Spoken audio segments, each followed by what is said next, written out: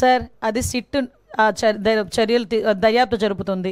కొన్ని వాళ్ళ దర్యాప్తు జరిగేటప్పుడు మనం ఇంటర్నల్గా దానిలో మనం ఇన్వాల్వ్ అవ్వకూడదు. దర్యాప్తు పూర్తయిన తర్వాత ఎవడూ తప్పించుకోడండి. మొత్తం ఒక విషయం చెప్తున్నాను, తప్పు చేసిన వాడు ఎవడు కూడా తప్పించుకోలేడు. డెఫినెట్గా చర్యలు అయితే ఉంటాయి.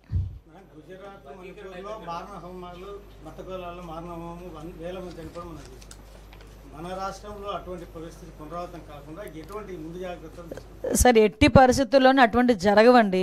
ఫ్యాక్షన్ లాంటి ఊర్లనే చంద్రబాబు నాయుడు గారు అనే వ్యక్తి ఫ్యాక్షన్ లేకుండా చేసిన పరిస్థితి.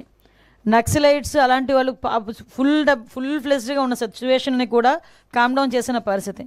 అటువంటి వ్యక్తి ఈరోజు మత ఘర్షణలు అని చెప్పి అంటే ఎవరో ఇంటెన్షనల్గా చేయాలి అనుకుంటే మేమే ఈరోజు మీకు చెప్తున్నాం, 2-3 ప్రయత్నం చేశారు, మేము తిప్పుకొట్టుకున్నామని.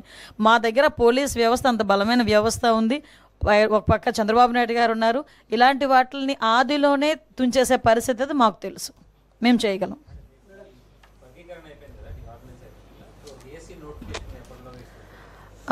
నాకు తెలిసి ఒక వర్గీకరణ ఆర్డినెన్స్ వస్తుందండి, 2 days ఆమోదించింది.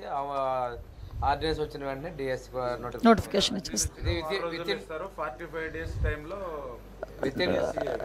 అయిపోతుంది.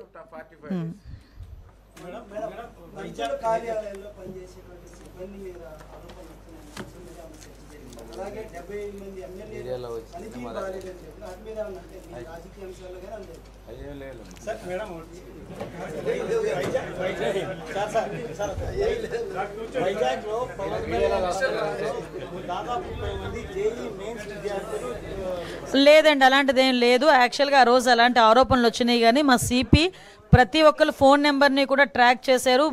టవర్ డంప్ తీసుకున్నారు, వాళ్ళు లొకేషన్స్ ఐడెంటిఫై చేశారు. ఆ సిగ్నల్ లోపం అంటే పవన్ కళ్యాణ్ గారి పర్యటన వల్ల వాళ్ళు జేఈ మెయిన్స్కి అటెండ్ అవ్వకపోవడం అనేది అయితే పూర్తిగా నిరాధారం. ఏంటండి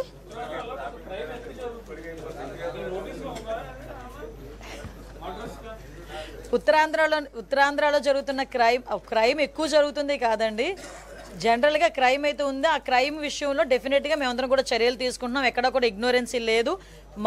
మేము సీసీటీవీ కెమెరాస్ దగ్గర నుంచి డ్రోన్స్ దగ్గర నుంచి విషయం ఏంటంటే అయ్యిందే చెప్తున్నారు, కానీ మేము చేసింది చెప్పట్లే. అదే బాధ మాకు. మేము ఒకటేంటంటే విషయం ఏంటంటే ప్రతి ఒక్క విషయం మీద కూడా చాలా క్లియర్గా మా పోలీస్ డిపార్ట్మెంట్ ఎంక్వైరీ చేయడం, నిందితుల్ని వితిన్ 24 hours పట్టుకోవడం అవన్నీ జరుగుతున్నాయండి. ఎక్కడ కూడా నెగ్లిజెన్స్ అయితే లేదు, క్రైమ్ అయితే పెరగట్లేదు. మీరు అడిగిన దానికండి నేనే చెప్తున్నా.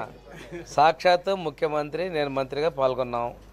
కొంతమంది ఏం చేస్తున్నారంటే ఈరోజు ఒక పత్రికలో పేపర్ వచ్చింది, ఇక్కడ ఉన్నారు ఎస్సీలు అని అన్నారు. ఇక్కడ వేదిక మీద బంగారు కుటుంబాలు ఎస్సీ, ఎమ్మెల్యే ఎస్సీ, అదేవిధంగా మంత్రి ఎస్సీ ఉన్నారు, అదేవిధంగా లిడ్ క్యాప్ చైర్మన్ ఉన్నారు. ఎన్ని కనిపించకుండా ఒక పత్రిక అంత అవాస్తవాలు చేస్తే ఇంకో చోట పోయి జై జగన్ అని చెప్పి మాట్లాడారు. మీరు అవి కనిపించట్లేదా? మేము పాల్గొన్నది మీరు కనిపించింది. అంత పెద్ద చాలా గొప్పగా చేసాం అంబేద్కర్ బర్త్డే సెలబ్రేషన్. ఒక ఎస్సీ కాలనీలో 2 కులాలు, ఒకటి మాలపల్లె, రెండోది మాదిపల్లె, రెండింటి మధ్యలో ఈ సభ పెట్టాము. అంబేద్కర్ విగ్రహాన్ని నివాళులర్పించాము. గొప్పగా చేస్తే ఏదో లేనిపోయిన ఆరోపణలు చేయడం కరెక్ట్ కాదండి. సార్, అంబేద్కర్ స్టాచ్యూ అంటే కలలుగా అంటారు. నేను ఒకరోజు విజిట్కి వెళ్ళొచ్చా, ఏదో జరిగిందని చెప్పేసి చొక్కాలు దించుకున్నట్టు అరిచారు. మీరు కలలు కానీ మీరు మాట్లాడటాలు, తెల్లవారి పొద్దుల్లో అసత్యాల కథనాలు రావటం, అటువంటి వాళ్ళ గురించి మాట్లాడడం కదండి. మేము చిత్తశుద్ధితో ఉన్నాం, ప్రభుత్వం నిర్వహణ చేస్తుంది.